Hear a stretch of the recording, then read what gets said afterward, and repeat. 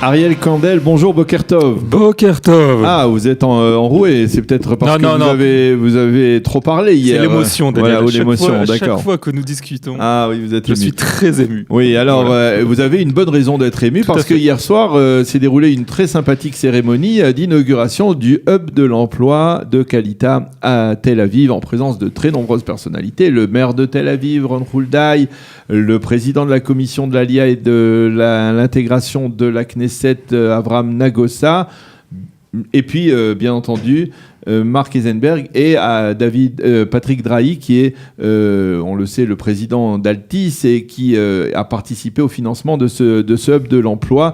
Alors tout d'abord, pourquoi avoir décidé de on va dire, décentraliser, si on peut parler comme ça, et d'ouvrir une nouvelle succursale du hub de l'emploi? C'est la preuve du succès du premier dans lequel nous évoluons. D'abord, on va dire qu'il nous paraissait un peu naturel de commencer par Jérusalem. C'était aussi une question symbolique. C'est quand même la capitale de l'État d'Israël. Mais bien évidemment, nous savions depuis le début que les Olim de France ne sont pas arrivés qu'à Jérusalem. Ça se saurait si c'était le cas. Ouais. Et qu'il y a quand même 75% des Olim de France ici en Israël qui ne sont pas à Jérusalem. Dont beaucoup d'entre eux forcément dans la région de Tel Aviv. Et donc, il a été décidé déjà pratiquement depuis le début d'essayer de trouver, on va en discuter tout de suite, des solutions pour pouvoir faire levier et avec d'autres partenaires pouvoir également proposer ces services-là à Tel Aviv.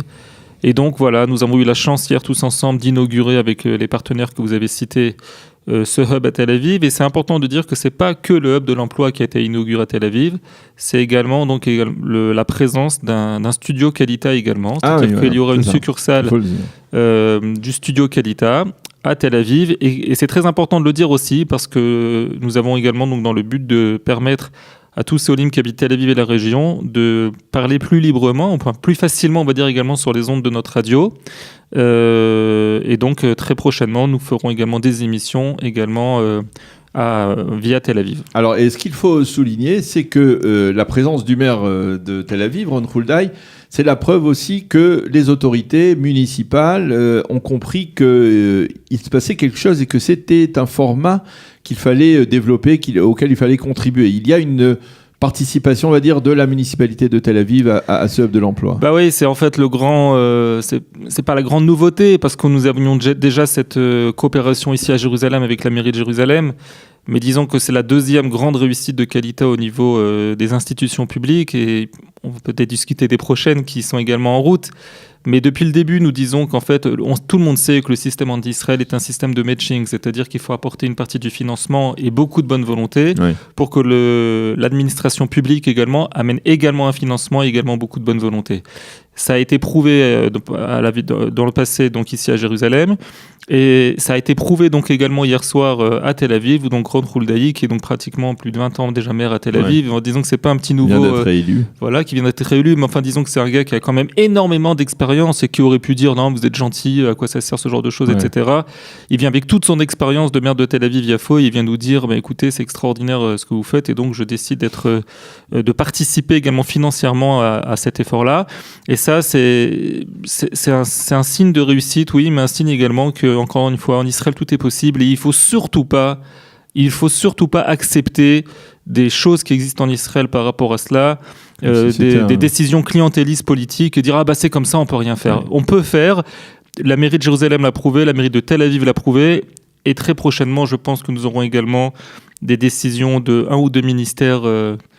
Mais c'est pas pour tout de suite, mais on peut dire déjà un mot de ça aussi. Alors, ce modèle de hub de l'emploi qui a été créé par Kalita et conçu par Kalita, est-ce qu'on peut envisager de le calquer pour d'autres aliotes,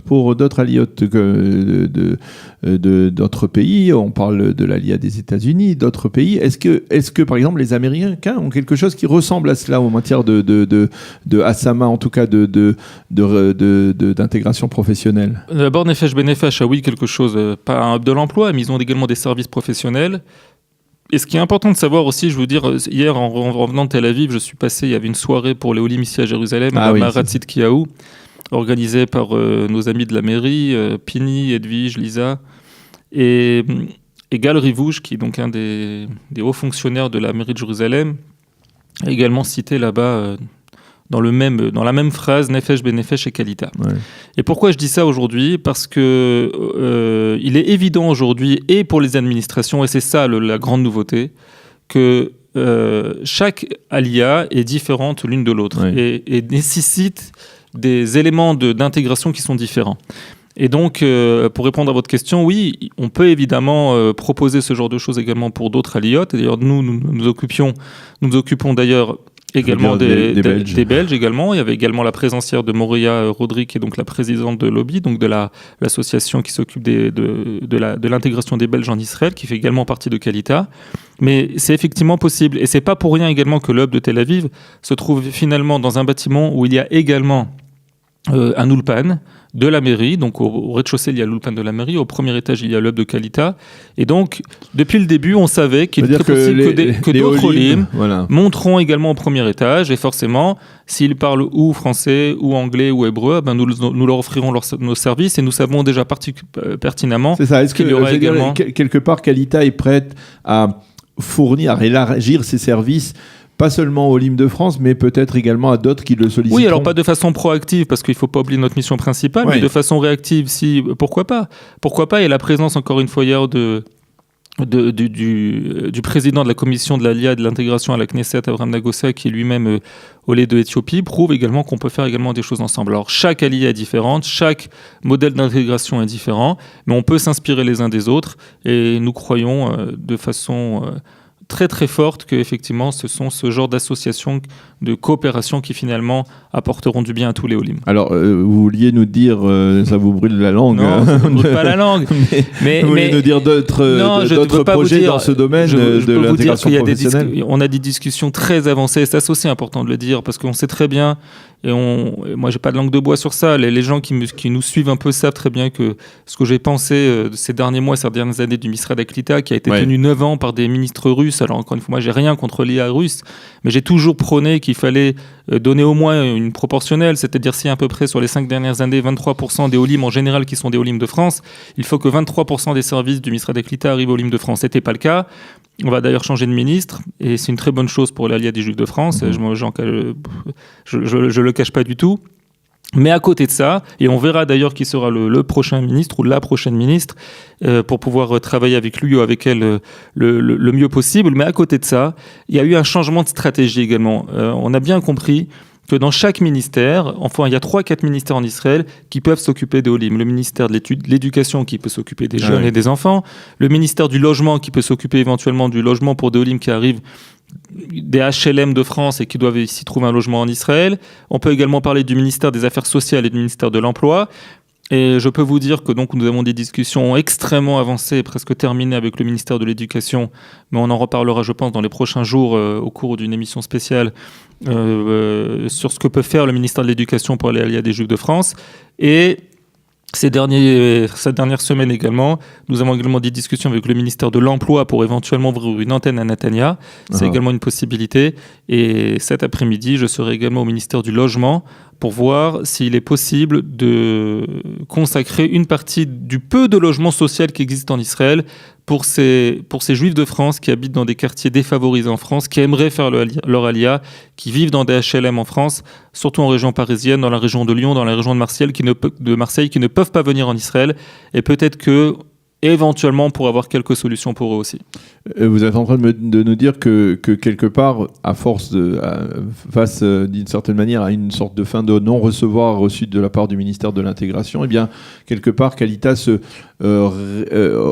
réoriente vers d'autres ministères qui pourraient être intéressés à travailler de manière efficace avec les Olim. Oui, mais je pense que c'est encore plus profond que ça, en termes de stratégie. C'est-à-dire que nous pensons vraiment qu'aujourd'hui, il faut travailler avec les professionnels du ministère de l'Éducation sur l'éducation, les professionnels du logement sur la question du logement, les professionnels des affaires sociales et de l'emploi sur ces questions-là. Alors que le ministère de l'Intégration est un ministère qui rassemble un peu tout, mais qui n'est pas professionnel dans ces questions-là. Donc on peut faire également des choses avec le ministère d'Aklita, bien sûr avec le ministère de l'Intégration, et nous voulons en faire, mais nous pensons également que chaque ministère en Israël connaît bien son travail. Il y a quand même en Israël des fonctionnaires de très haute qualité dans ces différents ministères. J'ai rencontré ces derniers temps des fonctionnaires au ministère de l'Éducation incroyable, vraiment incroyable. On a toujours l'habitude d'entendre « Ah oui, mais les Français, ils sont tous riches, ils ont tous 4 appartements en Israël. » Vous rentrez au ministère de l'Éducation, ils sont encore plus convaincus que moi qu'effectivement, il y a beaucoup de jeunes aujourd'hui qui sont en collège ou en lycée en Israël et qui ont besoin de cet accompagnement au-delà de l'école pour pouvoir s'intégrer en Israël. Donc ça veut dire que ces gens-là existent, mais ils sont professionnels dans les ministères en question. Donc il faut faire les deux. Il faut travailler avec les ministères en question sur les grandes questions de la Klita, et à part ça, travailler, si on le peut, avec le ministère de l'Intégration sur des questions un peu plus générales. Et on espère le faire très prochainement, en début de semaine prochaine, je pense, avec le ou la prochaine ministre qui sera nommée par Binyamin Netanyahou. Alors, une dernière question pour revenir à la cérémonie d'hier. Kalita a réussi à mobiliser une personnalité comme Patrick Drahi et à l'intéresser donc justement à œuvrer, à financer ce projet de hub de l'emploi. Que ça a été facile, il s'est montré attentif à l'argumentaire de l'intégration professionnelle comme clé d'une réussite de la Aliyah. Vous savez, les gens qui nous suivent un peu savent que nous sommes des gens extrêmement pragmatiques. Donc moi, je regarde souvent ce qu'on appelle en hébreu la Shora Tartona, donc la fin de l'histoire. C'est la fondation, il faut le souligner que c'est la fondation Patrick et Lina Drahi. Voilà. Et donc, voilà, c'est ce que je dis quand vous arrivez hier et que vous voyez le maire de la ville qui s'implique financièrement. Vous voyez évidemment Marc Heisenberg, vous voyez Patrick Drahi, vous voyez aussi la fondation Adélis. Et donc, pour parler de Patrick Drahi qui décide évidemment, dans ce cas-là, d'octroyer une partie des fonds de sa fondation pour la Aliyah et l'intégration des Juifs de France, bah voilà, ça veut tout dire. Ça veut dire que quelqu'un qui est très impliqué déjà dans l'aide sociale et dans le développement de l'État d'Israël a aussi compris qu'aujourd'hui, 30 000 Olim sont arrivés de France, qu'il y en a encore peut-être des dizaines de milliers en potentiel qui pourraient arriver demain, et que c'est seulement avec ce genre de projet qu'on pourra intégrer ceux qui sont là et proposer des solutions à ceux qui aimeraient venir. Et voilà, et c'est extrêmement positif évidemment pour l'Aliyah des Juifs de France. Merci beaucoup Ariel Kandel de nous avoir éclairé donc sur cette cérémonie d'inauguration du hub de l'emploi de Kalita à Tel Aviv hier soir, donc en présence de plusieurs personnalités. Merci d'avoir été avec nous ce matin et bonne journée. Shalom. Kol Tov. Shalom, shalom. Voilà, nous terminons ainsi cette heure d'actualité sur Studio Kalita.